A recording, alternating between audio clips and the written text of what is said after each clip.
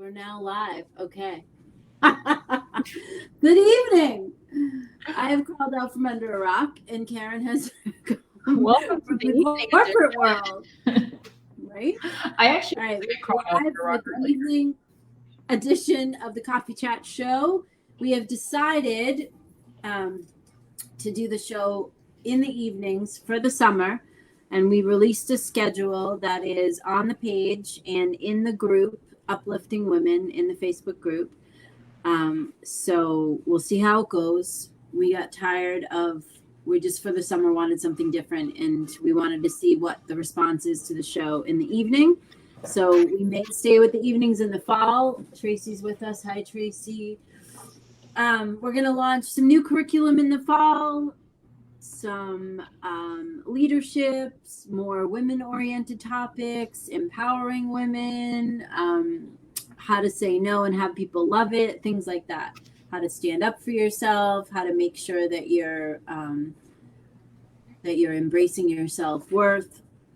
So I guess I would say more women-focused specific topics. We're also going to have guests. If we do keep the show in the evening, we will have guests on with us, building a new website for the workingcoachmom.com. So just some things that are in the works. Meanwhile, for the summer, we will continue to work through the book, Success Principles by Jack Canfield. We're going to cover 3 principles tonight, and then we will cover the whole rest of the book in the coffee chat shows that we have booked for the summer. So we will release a schedule for which principles we'll cover on which days. We will not cover them all. We are going to pick our favorites. Karen's going to pick her favorites. I'm going to pick my favorites. Oh, Mirabelle, hello. And then we will release a schedule prior to the next show. So we do not have a show next Monday night because a lot of us are off for the 4th of July week. Me, I'm off. Haha. Just means I won't be sitting at my desk. Right. I'm off. You should definitely take time for yourself. Right? I travel with 2 iPads and 2 phones and a laptop, so I'm never really off, but I will not be sitting at my desk for next week. Anyway, so tonight we're going to cover Chunk It Down, Success Leaves Clues, and Release the Brakes. So we'll talk briefly about those 3 topics. Hi, Andrea. All right, everyone's starting to fall in here. We're just going to jump in. Also, Tracy mentioned that some of you might have questions for the material that we've covered so far, or as we get into covering the last stages of the book. So if you do have questions, feel free to email me. Tracy's going to drop my email address in there, but also it is in the About section of the Facebook page, and then I will share it with Karen and Tracy, and we will answer your questions. So we are happy to answer any questions that you have on the material that we are covering. Chunk It Down. So last week, well, I guess we were off last week, right? So it was like 2 weeks ago, we covered setting goals. And so the next chapter, Chunk It Down, which I think is principle 8, Jack talks about, it's basically just making measurable goals with an action plan. So it's really not complicated, so we're not going to spend a ton of time on it. I feel like you guys are savvy enough to recognize that if you have big, crazy goals, you'll want to chunk them down or make them actually doable and attainable. And things become more attainable when you set some action steps behind them. So, for instance, if your goal was to get a degree, to get a 4-year degree, you might chunk that down by investigating colleges, finding out, pricing, finding out if things are online, finding out what the courses might look like. And then you might apply, and then you might figure out financial aid. So those could be some steps that would actually get you into the process of starting school, which would lead you on the path to getting your degree. So that's what we mean when we say chunk it down. It's pretty self-explanatory. It's pretty, we want to add to that, yeah. I mean, the only thing I think I started doing more was dates. It's really important to put by when, right? I've been very scared to put dates on goals because I'm like, oh shit, what happens if I don't meet it? I'm going to feel horrible. But what he said, which really rang true, is even if you don't meet the date, you're going to learn so much just by getting to it. And it's okay if you revise it, but you have to have a measurable date. Yeah, and that's within a an year, excellent point. typically. Like Okay. all of your goals should be within a year. All right. Well, that makes sense. Okay. So that's actually an excellent point, because a lot of people say, I'll do whatever. And one of my mom's famous statements was, by when. And that was like, you didn't get coached by her without a by when. And you just, if you tried to say, I'm going to do so, it was like, okay, by when, or it was by when or what. So usually we put a dollar amount on it. If you were one of her executive coaching clients, there was usually a big price tag on the by when or what. The next principle is success leaves clues. That one he covers in 2 pages. Pretty simple. Who's doing what you want to be doing? Who would you like to emulate? Who are the women or business people or people in general that have achieved what you want to achieve, that are working the plan that you want to work, that have the income level that you have, that hang out in the places you want to hang out, that have the kind of friends that you want to associate with, those types of things. So if they are just friends or people that you hang out with, you can actually interview them yourself and kind of see like what methodology do they use, what plans do they follow, what do they read, what do they watch, what do they do in their spare time. You can investigate all those things in person. If it's a famous person or a semi-famous person or a business person that has recognition, you definitely can, see if they've written a book, see if they have a podcast. I just feel like there's so many master classes out there. Masterclass itself, masterclass.com is a great source. Yeah, I have a membership to that, and I've actually been watching Sarah, who founded Spanx, has a whole masterclasses. Is pretty interesting. I also watched the woman that, why can't I think of her name? The woman that founded Vogue. Oh, Anna Wintour. I was watching. Yes. I was just going to say I was watching her too when you were done. Yeah, I watched Anna's. That was really great. So I mean, just it's a way for for you to learn different industries too, just like successful women that are doing cool things. That might have nothing to do with your particular industry, but it's just interesting to figure out how they got there, what they did, what methodologies. I need like so much more coffee, and it's late. What methodologies they used. Methodology. So books, podcasts, documentaries, all those types of things. Whatever you put in, you get out, right? Whatever you put into yourself, you're going to get out. So whatever you're watching, reading, talking about, the people that you're hanging around with, Alexander makes a great point. You're the sum of the people that you surround yourself with. Yeah, amen. So, success leaves clues means start investigating that. Start looking around. We've talked about this before. Are you sitting around watching Lifetime TV, eating bonbons, wondering why you're not thin, healthy, and successful? You're watching murder mysteries. You're watching the news all the time. You're filling, yourself with angst and anxiety and worry because you're watching all the bad stuff that's out there. Whatever you put in, you get out. It's just like you wouldn't put sand in your gas tank. So why would you fill your head with junk that's not going to help you? If you want to start a business, look up women that have started businesses, or men even. It's not exclusive to gender. If you want to, have a degree in psychology, who are some great famous psychologists that have written books on how they got there. If you want to found a retail company, if that's your side hustle, then think about people that have made a product, something great, and they've turned it into something. There's plenty of stories out there about that.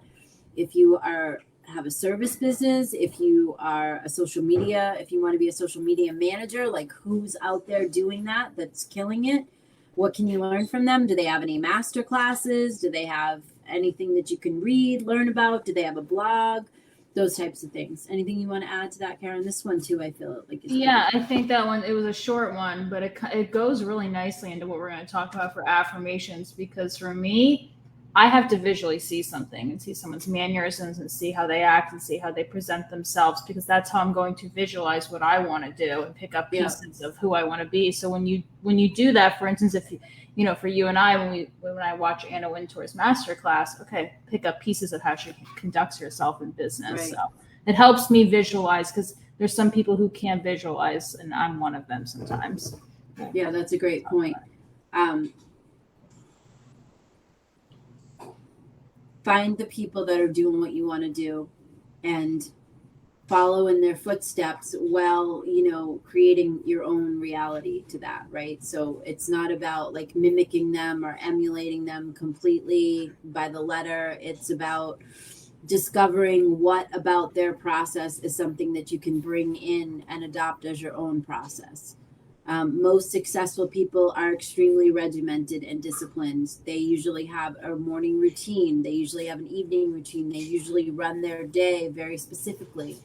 And they have different protocols that they follow, because that's really the only way to hold so much stuff. You have to be very intentional with your time. So I think, no matter whose success story you investigate, you'll probably find that usually they're big givers, they're generous folks, and they're also, very disciplined people, and they have a structure, whatever that is, but they have a structure. Everyone, has the structure that works for them. And the third chapter, which Karen is going to go into more in depth because she's actually been working with this one, it's called Release the Brakes. So I'm going to give that away. Yeah, well, first of all, like, affirmations are hard. I feel like that it's more talked about, and just do your affirmations 3 times a day. And I'm like, hard, because for me, it's not as hard, because this work, I'm like pulling out this workbook because it kind of breaks it down. But if you've never really truly done affirmations, getting into the I'm so happy and grateful that I am now, and really going into detail, because the old affirmations I used to do, like, to give you an example, I want to save X amount, period. Okay. No, that's not it.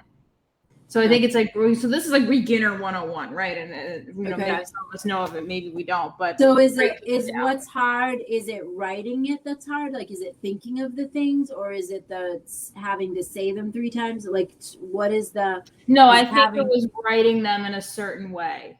So really, like, investigating how you want to make those statements is difficult. Okay. And I learned I prefer to say, I believe, and I'm so happy and grateful that this happened, versus I believe, if that makes sense. For me, grateful is a word. It's like whatever keyword you want to use, and just keep using it. Okay. But then, like you're talking about, being really regiment. For me, it's 3 times a day. Yeah. Morning, afternoon, and night. And some people do it many, over and over again. I mean, I have the note cards. I look at them whenever, but I truly do the affirmation to visualize them 3 times a day. And how many do you have a certain number that you're working with right now? I have 4 right now. Okay. The workbook has 4. I have 4. There's one in the workbook, which is coinciding with this. There's a breakthrough goal, which is like your really scary one. And then there's your 3 others. And that's another thing too, is when I used to do affirmations, I would have like 10. I mean, with me, I always go all out. So I'll go have 10, I'll have 20, and then you don't really read them. They don't stick. So 4 is my magic number. Okay. And are those 4 affirmations centered around like whatever these goals are that you wrote down? Like, is that? Yeah. So there's different topics. There's a finance topic. There's a personal life topic. There's a relationship topic. And then there's more of like a physical fitness topic. Okay. So cool. Karen, that's really helpful too. So you guys, Karen has there is a workbook that Amazon sells that goes along with the book, and I got her that and sent it to her. So that's what she's talking about. She's actually working in the workbook that goes along with the book, which you can find that on Amazon. So Karen's like at that beginning level where she's starting to work with the law of attraction. She's starting to work with success principles, like really work with them. She knew about them. She's, heard about this stuff. She's done some of it. Yeah. And since, we decided to do this, she's actually pouring herself into like a practice of digging in, right?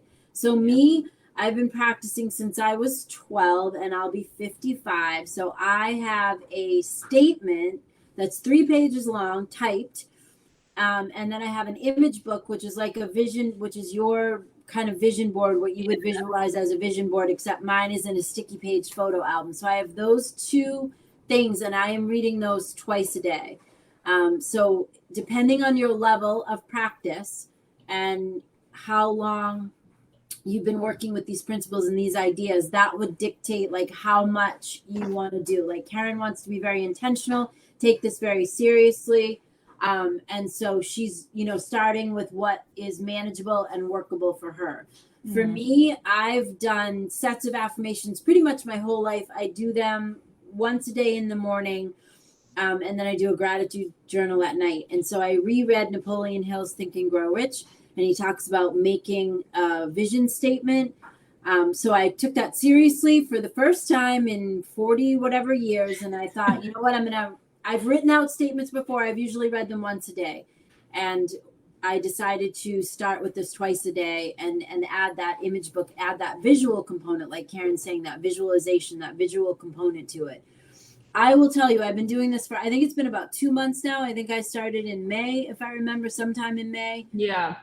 It is changing everything, because what happens is, and some days I'm reading it and I'm going, rah, rah, and I'm just, I know, because I promised my son and Karen that I would do this practice. And so I'm doing it. And there are days when I'm reading with authority and I'm like, this, and that's great. And then there are days when I'm literally just going, oh my God, I can't believe I have to read this again, or look at this book again. I will say in the last 2 weeks, I have created some crazy miracles in regards to finances and paying down some obligations and just some crazy miraculous stuff in the last 2 weeks. And honest to God, I attribute it to really digging into this. So whatever level you're at, you can make a commitment to like dig in to wherever you can handle. So go ahead, Karen, say more. Okay. Funny enough, this is true. One of my affirmations and goals is to finish this workbook and book, because like a lot of us, we get into this. Right. I'm going to do this 2 weeks. I'm going to do this 3 weeks. And you start tethering off 4 weeks. You don't do it. Yeah. That is one of my goals. Yeah. Is doing it. That's awesome. Allie's asking to dig into the book. I'm talking about dig into your practice. So whatever that, like lots of times, like Karen's saying, lots of times, those of us that have some type of a practice. So maybe you start your day and you read a few affirmations, and then at night you do a gratitude journal. So I'm suggesting that if you want to get yourself to a new level, another level, that you pick a protocol with your practice and you really dig in and dedicate yourself to it. Maybe it's the same time, twice a day, 3 times a day. Karen said she's only using 4 affirmations, but she's using them in a dedicated fashion 3 times a day. So for everyone, it's going to be different. I'm at the point in my life where I literally spend an hour and a half every morning and like 15, 20 minutes at night.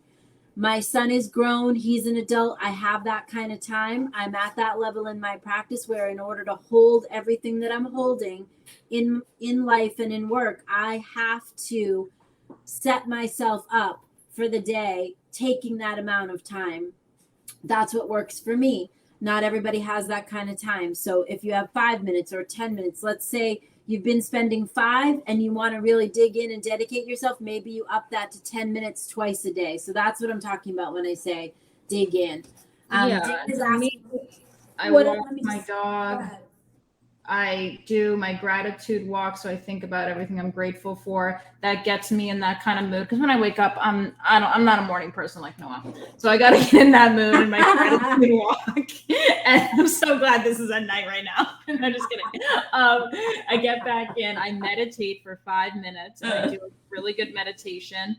And that sets me up for doing my affirmations and my goals. I have to do those 2 things before I get into that, because when I normally read it, it's the rah, rah, rah, rah, rah. Right. Yeah, so for me, it's probably about 45 minutes before I really start the day. Okay. And then at night, it's probably another 30. Right. So if you have kids and you're busy with the kids, I get that. I was there. I did that. You can get up a little earlier, and then you can do the nighttime part, after you put them to bed. So I feel pretty confident. I was a single mom. I had nobody to help. It was just me. I feel pretty confident that you could figure out how to eke out an extra 10 to 15 minutes in the morning and an extra 10 minutes at night. Like I said, and I've been practicing for a long time, I can honestly say to you, in all the years I've been practicing, I have never done a protocol to this extreme. I have never put this much effort in day and night with the same words and vision, and vision work, right? Dana's asking, what about a vision board? Dana, yes, highly recommend. I happen to use, my mother used to call it an image book. So it's basically a vision board. Remember the old photo albums, the sticky page albums? You basically take everything that you would put on a vision board and you make pages in that sticky album. One of the reasons that we did it that way is because nobody, if you're in a house with other people and you don't want to be posting, your most personal things that you're visualizing up for everyone to see, you put it in one of those books. It stays private. Also, if you travel or whatever, you can take that with you. Whereas you're not going to carry around a huge vision board with you wherever you go. Well, I mean, maybe you are, but most of us probably are not going to do that. I have mine on Pinterest. I was saying a couple of shows ago, and I more recently. Yeah, which is a cool idea, actually. Yeah, the Pinterest one's cool. And I have it on my notes, like a digital, the notepad on the iPhone. Yeah, it's helpful. If you're like in the elevator, for me, I'm in an apartment, so in the elevator, at the grocery store, online, whatever. Yeah, you can look at it anywhere. Yeah. That's a great idea, actually.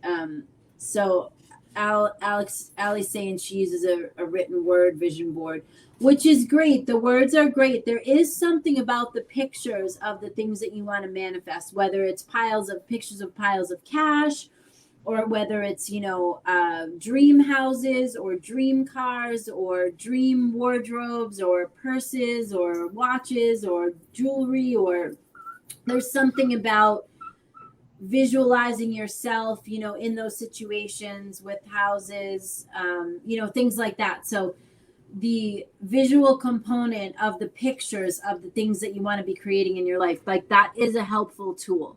Totally not necessary to manifest the stuff, will help the process of manifesting it go faster.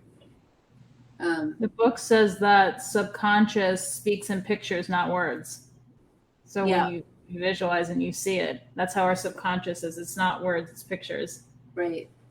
And so the vision, visioning helps. I'm not a person, like when people say visualize, blah, blah, blah, like that's not me. I can't sit there and like that's just not, I don't stop moving long enough to do that. But I can look at picture, like I can be like, oh, this is cool. Now when I put the pictures together, in a book, I'm excited to look at it because I'm like, oh, this is cool. Like, look at this, look at that. So if you work for a company, you can use, use the logos of the company. If you want to like elevate your position at that company, you can, when I had filed bankruptcy and I wanted to restore my credit, I used to take pictures of credit cards and then I would type, my name on the computer, and then I would print out my name and I would cut around that. And then I would put the, picture of the credit card in the book. And then I, with my name, like at the bottom, over the name of whoever, they'll put a random name when it's or whatever, but different things like that. So you can do lots of cool stuff with the vision board, image book. What else did you find with this chapter? Digging in. I mean, the hardest one for me is when it said an hour of visualization is 7 hours of physical effort, which is true. But it's like, okay, committing to an hour of visualization. You can't talk either. We're no good. We've been doing Zooms all day. No good. We don't know. We might do this at noon next time. We don't know. We might do this midday. Which is interesting. That to me, that reminds me of working smarter, not harder. Right. Do an hour of visualization is 7 hours of physical effort doing it. Yeah. And that's a big thing in our company, and what we're teaching everyone right now is working smarter, not harder. And that's a big one. I delete Instagram like 99% of the time. I've watched one show this past week. So like, it's like going to the gym. Like you got to put in the work. And that's the thing I've never had before. It feels good. This stuff works it works if you work it, just like a 12-step program, just like a gym program. Like, it's not going to work if, here's the thing, working it oh my God, we can't even speak. Working it consistently is the key. Consistency is key to manifesting successful results. And that's where everybody loses it, is in the consistency. Including not anymore. Yep, no, that's why I set myself with so strict, you know, that's why I put myself in the strict thing, like from May until my son and I made a little, he's in the middle of launching his business. So to back up his energetic, you know, push to launch his business, we entered into this, like, for those of you that have watched the show for a long time, the effectiveness game with the chart of 10 things to do every day that you assign yourself. So we assigned ourselves that task. We said we'd be a 90 or better. Of course, there's only one other place to go, so it's 90 or 100. We put a price on it. If we didn't reach a 90 for any given day, we owe each other a certain amount of money. And, you know, part of what's on my list is this, reading this statement twice a day and doing my image book twice a day. And we're doing this 7 days a week, and man, it's a bitch. Like, seriously. Like, and it's 90. It's, It's 90 to 90 minutes. 90 or above. So there's 10 things on the list. So I have to do a minimum of 9, or I have to pay, And that was my own, you know, we put a lot of teeth into this, and we've manifested like crazy miracles, you guys. It's working, and it's a pain in the ass, and it's hard to do the consistency piece because, like I said, there are some nights where I'm reading that statement. Tonight will probably be one of those nights where I'm just like, wah, wah, wah. However, it's still going in, right? It's still going in, because whatever you're looking at, reading, watching, talking about, it's going in. So anything else you want to say before we it's funny you say 90, because I wanted to end it at the hour of power, 20 minutes of visualization and meditation, 20 minutes of exercise, and 20 minutes of reading. That's what I'm doing now. You're doing 90, I'm doing 60. One day I hope to get to you, but I mean, nice. 60 is not. No, that's amazing. You don't have to do it all at the same time. All right, Jen's asking about the effectiveness game. Okay, so now I guess I have to go into this a little bit. All right, hold on. Let me get the chart. Okay, so on the workingwarriormom.com, go to free downloads. Tracy, can you post the effectiveness game chart link? So we made a chart for you. It looks like this. It's 10 tasks. It's Monday through Sunday. This was derived from coaching clients who were telling me, and my mom when she was coaching people, that they had no idea why it's okay, Jen. Jen's like, sorry. They were saying, like, I don't know why I'm not getting any results. I can't imagine why I can't imagine that I'm not effective. I'm so effective and I'm just not getting the results. And so I was like, okay, really? You're effective? Let's see how effective you are. So this game, we call it the effectiveness game. Tracy just posted it's a free downloadable PDF. Again, it looks like this. I'll push it closer to the thing there. Okay, so what happens is you assign yourself the tasks. This is whatever the 10 things are, that if you did them every day, you would feel like you were being powerful. You would feel like you had authority over your life, and you would feel like you were knocking it out of the park. Now, for some people, that could be brushing your teeth. It could be sitting for 5 minutes with nobody talking to you and having a cup of coffee. It could be making your bed every morning. It could be keeping your kitchen counter clear. That's one of the things that often shows up on my list, because we tend to make the kitchen counter a catch-all, and then you come down in the morning and it's got junk all over it. So mine are, I say the rosary every day. That's just my personal thing. I do a gratitude journal every day. So those two things are on there. Reading that statement twice a day, doing my affirmation work, doing my image book twice a day. I'm reading 30 minutes a day. I'm doing a workout or doing yoga, bed made every day. I'm mailing somebody something every day. What else is on here? A to-do list every day. And I think that's, and my desk clean every night. So those are the 10 things that happen to be on my list right now. Your list, if you choose to play the game with us, could consist of whatever the hell you want. And you give yourself a score every day. So obviously there's 10 things. If you do 3 of those things, you're at 30%. If you do 100 of those things, you're 100%. If you do 4 of those things, you're 40%. The idea is to start looking at how effective you really are, because of course you're the one assigning yourself the things. It's not like someone is assigning them to you. So you can't tell me that you don't have time or these things aren't important, because you're the one that put them on the list. Oftentimes people will put things on the list that, like making a to-do list or reading, or like Karen, walking the dog and doing her affirmations, or, working out, whatever. Somebody might have drinking, 8 glasses of water because that's something they're not doing. Some people take their vitamins every day because that's something that they're not doing. So these are the things that maybe you do them sometimes, and when you get them all done, you feel really great about yourself. And then maybe other days you're not getting them done. I also gave up watching TV Monday through Thursday. So I don't watch regular TV anyway, but I do Hallmark movies, or I'll do a Netflix show while I'm eating or something like that. So I gave that up Monday through Thursday from when we started in May till my birthday. Man, that's a lot harder than I thought it would be. So yeah. So now I'm listening to books on Audible while I'm eating, or I'm staring at the wall, calling Karen or my son, going, I'm staring at the wall because I can't watch TV.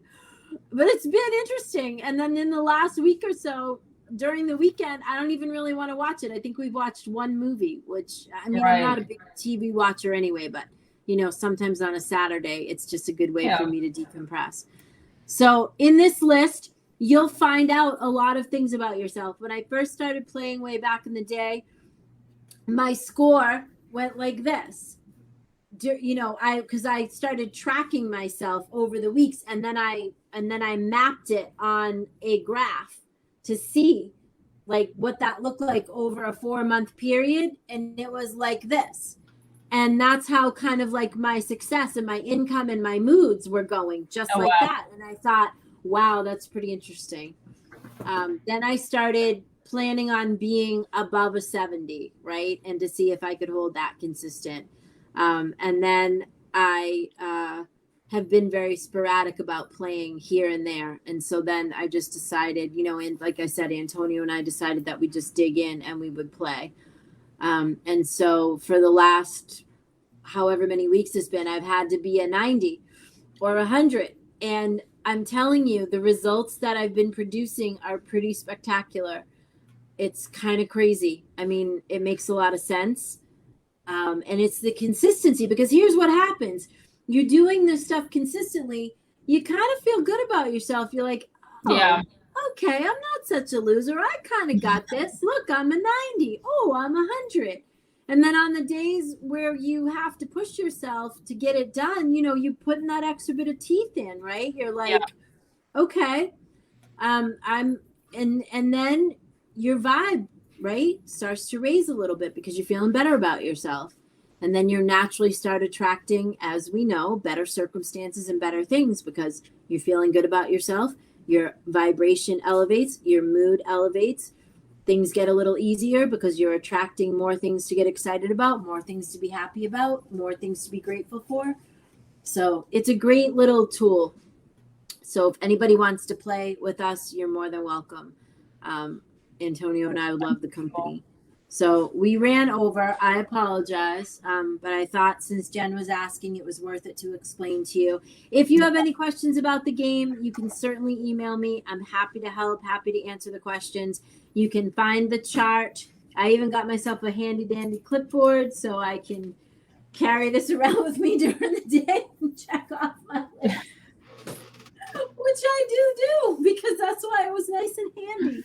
Right. Well, that's why you're the coach. Yeah. And some days I'm even like, oh, if I just say the 2 things now and I look at the image book twice and I do all the other stuff, and I can be done before the day even gets halfway through. And I've done that a couple days.